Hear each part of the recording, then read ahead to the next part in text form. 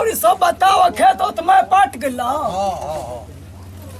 हमारे नहीं कसन पटावा तो वो मैं तो सब कोई तो हमारे दुश्मने भरल खेत के अगल बगल में हमारे दुश्मने भरल कहानी के हमारे 10 कट्ठा खेत में पटा दस तो कहता मनुआ के लड़का मोटर बिगड़ल बा बताओ हमारे पटावे के बारे में मोटर बिगड़ जाता ऐसे ना करे के चाहिए हो तो बोल सब बताओ का होता है घरी का बैठकिए बा तब लोग मानजन होता ना खूब अरे बुझो कह के बा खूब तो पतो ही मानजन करते भाई सब अरे दूर लबदा रोज खाता है उहे तो बाबू हाल हमारो बा बताओ कहानी पतोहिया के कि देखना पतोहिया लइकवा कहला है बड़ा कावन ओठलाली की काहे ने काव चितली आवे के उहे ना सब जाना तो बस तो कहत है कि हमारा पर लाइन मारा तो बताओ हम बुढ़ारी में लाइन मारा हो ये तो रह गइला चलो का कइल जाइयो साला बुढ़ारी में अब कोनो काम नहीं के करे जो हिम्मत करत कि कोनो काम आदमी करो का करबो हो साला खाना पीना खाओ के आदमी पलटा रहता ये ना पैसे दो पैसा हाँ पैसा दो सार दिलावा पैसा पैसा दी जा तन डुमराव डुमराव हाँ का डुमराव रे जा तन काम बनू हम बाबू हम मैं जाना तनी तार कौन काम बा तार भर दिन रोज राफ्टा हये लागल बैठ के पंचायत करी हई करी हौ करी हाँ सर दिन तार तो काम में हर पर के है मुंह नहीं। देखी ना तार में हर के मुंह देखी हमर तो शादी नहीं के भी भइल सार तो नहीं नौकी माई के रखले हवा ना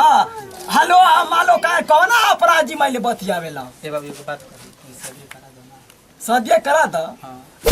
साथ नहीं कमाए के ठीक है ना सदिये करा था साथ नहीं हमरा क्या पैसा नहीं के जा हां जा दस पैसा धैला हिंकिंग के दे दियो एक खुटो में देखा होई हां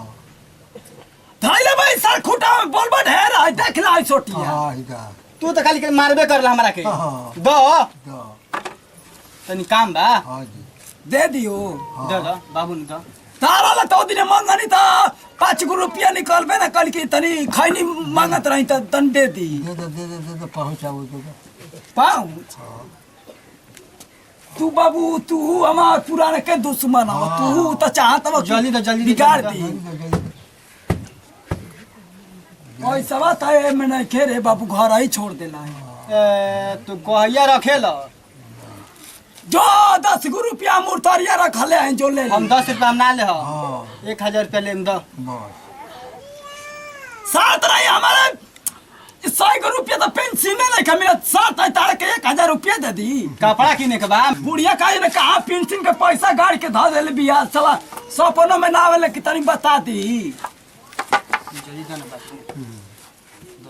अब बाबू फुसलावा मत तू जा बाबू दे अब तू एक ढेर हजार ना माथा तो 500 रुपया दो अब ज्यादा ना 500 रुपया दो दे दी हां काली आई जन्म का फोन नहीं दो काली आई भी कपड़ा खरीदो कपड़ा तो हमारे चढ़ी बनियानी सियवावे का तो सार तरह हम के करल मांगे जाए अब कहां जाता वो जा तनी खेतवा तनी देख ले आई पहले पैसा बा दो बैठे जा खेतवा दिखाया उसने जो ले लिए जो थैला उ जब मुर्तरिया बना हां तो उ जे कोनवा गड़ ले उ पुरान का घरवा में जो ले लिए जो ना होई तो वो जे थैला आई सार जा ढेर फा ना बोलनी ठीक बा हम जाते बोले। ना होई तब तू समझी हो हां चलो हो भैया चलबा ना चलो जाओ देख ले आवल जब खेतवा हां चलो घूम ले आवल जाओ हो का कइल जे ना चलो तब चलल जाओ हां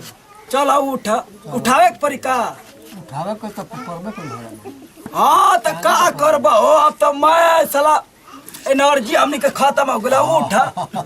के अब हमनी के उठावे वाला के देखिया भैया चाम तो हमनी के झूल गइल बाप का करबो हो चलो शरीर में पावर खुनवे बाप का करबो चलो जा